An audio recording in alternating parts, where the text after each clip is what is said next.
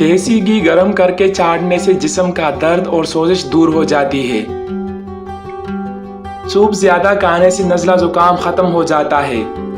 اگر آپ کے کمر میں درد ہے تو لہسن میں ناریل کا تیل ملا کر کمر کی مالش کریں۔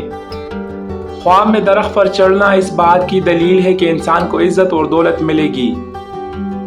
غصے میں ہاتھ اور دسترخوان پر پیٹ کی حفاظت کرو۔ الائچی والی چائے پینے سے دانت کا درد ٹھیک ہو جاتا ہے۔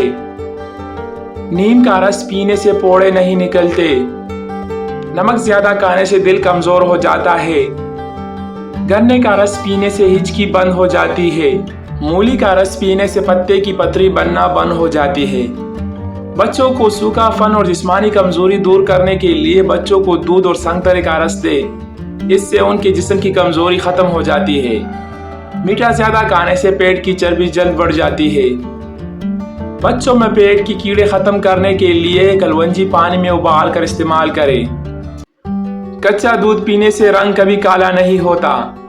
سیب کے رس میں شہد ملا کر پینے سے ہر قسم کی کھانسی فوراً دور ہو جاتی ہے۔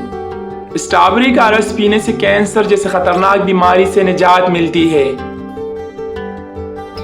بیٹھ کر کھانا کھانے سے جسم میں طاقت آتی ہے۔ ایسے افراد جن میں خون کی کمی ہو بینگن کا سالن زیادہ کھائے۔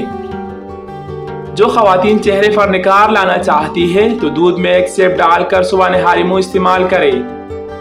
جس کے پیٹ میں رسولی کا مسئلہ ہو وہ نہاری منہ چینی کا قہوہ بنا کر پی لیا کرے۔ کچے سیب کے ساتھ شہد کھانے سے جلد ٹائٹ ہو جاتی ہے۔ پیٹ میں درد رہتا ہے تو نہاری منہ دہی کھا لو۔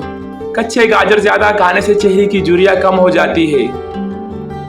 رات کو پیٹ پر لہسن کا لیپ کرنے سے بڑا ہوا پیٹ کم ہونے لگتا ہے۔ چاکلیٹ کھانے سے گلے کی خارش ختم ہو جاتی ہے۔